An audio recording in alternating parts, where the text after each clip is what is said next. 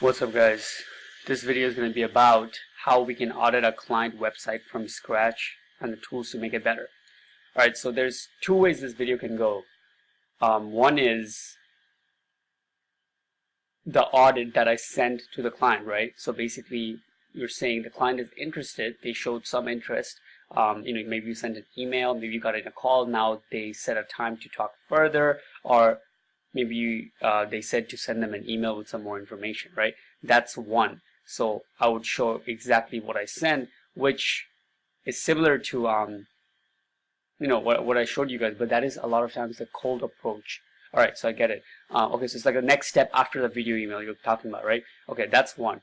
Two could be what it is that I'm looking when I swift through clients, right? Let's say, so I got a client who's interested. What am I looking for and what kind of notes I'm taking that I'm going to tell them that I see about them or competitors that they need to improve upon? Because a lot of times these are things I just assume you guys know, or I just keep in the back of my head that I later bring up when I actually get in a consultation call, right?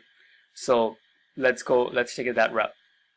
Okay, so I'll use one of my recent people that I pitched, which did not really pan out or they didn't get back to me, and that was Royal Renovators. They're a roofer in Queens. So okay, so let's go there. Let's first look at their website. Let's see. I mean, I know a few things, but let's see if I can point it out to you guys on video. Alright, okay. So there's a few different types of people do this differently, right? When you're auditing the website, my talk about the website work is quite little in the whole process. Compared to my business partner, he talks a lot about the website, right? He doesn't get too much into technical SEO because that's not his domain. I don't talk about the website too much. I usually tell them that they did pretty good unless it's like horrible, right? So for this website, I would say this is amazing, right? And I'll tell them that, congratulate them on the website they have and everything that you see that's good, okay? So number one, in the audit, I would take a note of these little things. Okay, hey, let's say the guy's name is Brian, okay? Hey Brian, so coming to your website, first of all, a lot of the stuff looks great. Start off with that, okay? I tell them, your logo is on the left, which is awesome, and right on as I scroll to the right, my eyes go, I see your phone number bright, and in a red button that highlights, which is amazing. And then I sometimes add a sentence such as, in America we are taught to read left to right in the American language, right? So naturally, when customers come to your business, they have a tendency to look they see the logo and then they go right across to see your phone number. And this is true. This has been proven statistically. So I share with them these little things, right? So I will put a note there. Just little pointers so you guys can take of little things I say, right? Trying to get to the core of what I say when I'm trying to do audits, so you guys can get the same nuggets. All right, let's give this a second. All right. Phone number, bright and popping above the fold. Congratulate them on it.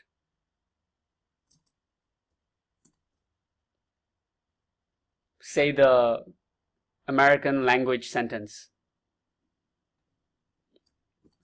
Okay.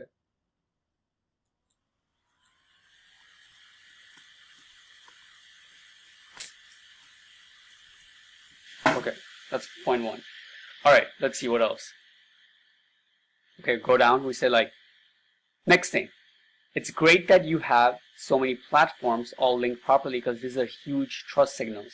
For roofing, a lot of times people, it's not the quickest decision. It's pretty quick decision for the type of revenue it brings, meaning that homeowners do shop around a bit, but they don't shop around like something like a remodeling, right? So somebody looking to renovate their kitchen will dig in a lot more and maybe look for something for months before they pull the trigger and actually buy. But for roofing, a lot of times it's just like, they make the decision right then and there. But at the same time, it's not as quick as something like plumbing. Somebody who's looking for an emergency plumber will be a lot quicker to make that decision, right? So I will let them know that right here. I'll be like, it's great that you have trust signals on here, because a lot of times people like to look at different platforms and your past works and what other people have said about you, as we all know, and for them to have that available across the board right after your phone number and then your main information is great,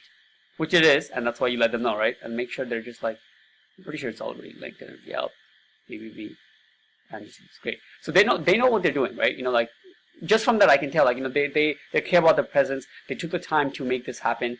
This doesn't happen by accident. This whole, like, half of this above the fold shit doesn't come this well from accident, right?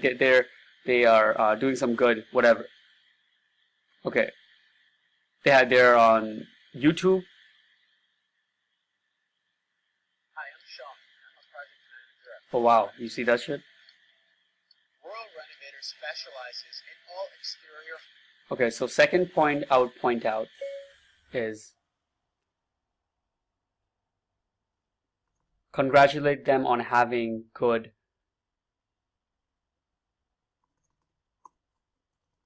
trust signals.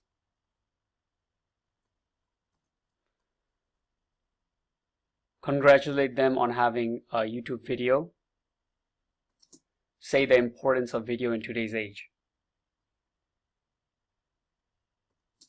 I'm not going to correct the spelling anymore. So like you could say something like, in today's day, YouTube is the second largest search engine, and ranking in YouTube for certain things is way easier than it'll ever be in Google, or at least for now. And it's great that you guys are taking advantage of that. So it sounds like I'm saying a lot of stuff here, but this entire conversation would literally happen in like in a matter of 2 to 3 minutes, right? Nothing more than that. Okay, it will just flow through. Hey guys, you're doing really well. I see that you have a call to action, trust signals. In today's day, the YouTube video. I just congratulate them. There's different ways to go about it. My business partner critiques them. They're like, he would find out things that they could do a little better, and goes like that, and it works out. I just do it. Since I'm going to critique the shit out of them on their SEO in the back end, so I kind of first cushion them with the things they did right. Let them know they're doing well.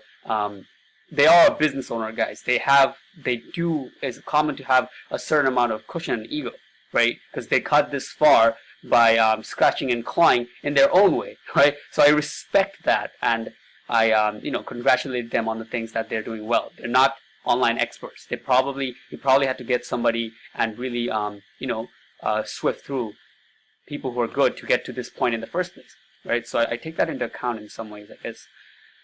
All right. Heading, title, okay, good. Looks like there's some SEO going on. It's a pretty good title, roofing and second company. Let me see. This is not part of the website inspect, but let's see, it's an H2. It's an H1, okay, so they're probably doing some SEO already. Call for a free estimate, again, call to action, good. Maps, this is for geo-relevancy. This is linked to Google Maps. Yeah, so they have an SEO already. Right, you can tell with certain things. Okay, so yeah, let's go.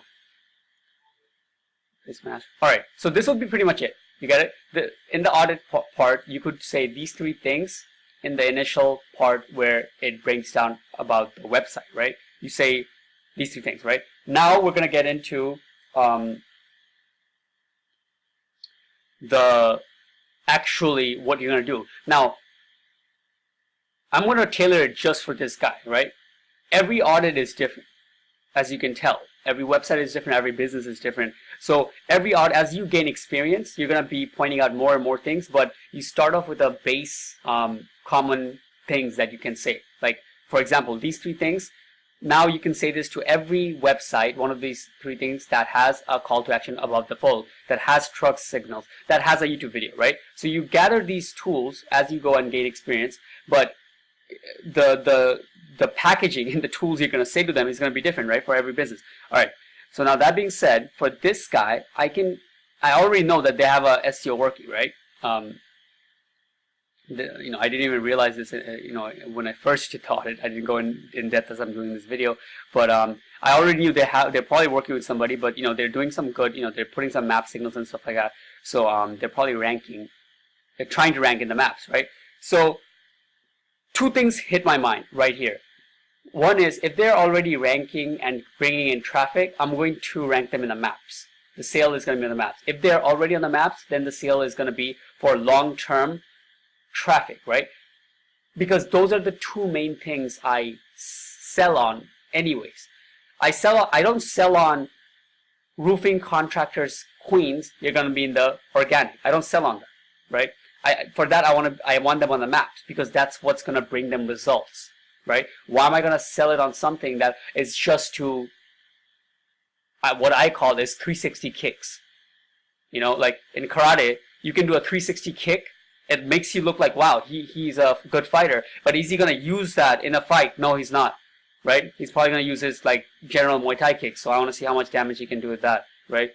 All right, probably not a good example. But basically what I'm trying to say is that I moved away from trying to show them like, hey, I can get you in first in organic here and here, and this is what you guys are missing. Because when I get them there, they're not going to get results from it anyways, right? I just seen it through testing, right? They're going to get the results from maps. So if they're already on the maps, the sale is going to be on, hey, it's awesome you guys are on the maps. It's awesome that you guys have a website. I'm going to get you on the long-term traffic. Long tail keywords, this is what we're able to do. And there's, basically the wholesale is going to be on all the traffic around them where people are typing in concerns about roofing, right? You have to understand, guys, for roofers, right? If you're doing good SEO for them, and you're really like, giving them that kind of package that is like above and beyond, after maps and stuff, it has to include a point where you have a structure or plan, or like a blogging site you're running for them, which is going to capture all the traffic that people are typing in before they look for roofers. Okay, so let me say it in another way. I know this video is going to go in different directions, but I know it'll just add a lot of value in all kinds of ways. So this is what you can tell them. Okay, then you'll understand. Okay, hey, I see that you guys are ranking on the maps, but the thing is, there's a massive amount of there's a huge sales cycle that happens before people type in roofing contractors queens, roofer near me, best vent pipe leak repair. Oh, that's a long take here, but you get it, right? Before they type on those generic keywords like roofing contractors near me, roofers in Queens, there's a huge sales cycle that happens for any business that most businesses don't go for. Actually, most businesses don't even go for the generic ones, right? Let alone the long tail. For you to give them that above and beyond, that long tail has to be something like this. And you mention it like this, like, hey, before the people type in roofing contractors Queens, what they're looking for actually is what they type in when the issue is first in their head. So ask yourself this. If your roof was leaking, like if I was in this room and I'm making this video and it started to drip, what I would be thinking, I would be like looking at like, all right, maybe there's a crack and I see like water dripping. Okay, then I would say water dripping from ceiling crack. You get it? This is gonna be the types of keywords that I'm gonna get a roofer around Westchester to rank for in the long term. Because to get them that kind of traffic, get them the business of the homeowners even before they know that they need a roofer, that's where I want to put my clients in, right? So that's what you will sell on. If they're already on the maps, that's what the sale is on. Go find some long tail keywords. Or if you don't know, if you don't have like data from running AdWords, just say something like this. What I just said. It'll make sense. It's true. Okay. Tell them that and be like, hey, this is what we're gonna do for you, right? It's good you're on the maps, and people who need a roofer right then and there, or people who know that they need a roofer, you have a good chance of getting them around your town. But we want to build your base as an authority in the area, as the top roofer. So when people around you are looking for problems that are related to roofing, they come to your website. Even if they don't buy from you right then and there, they are getting the info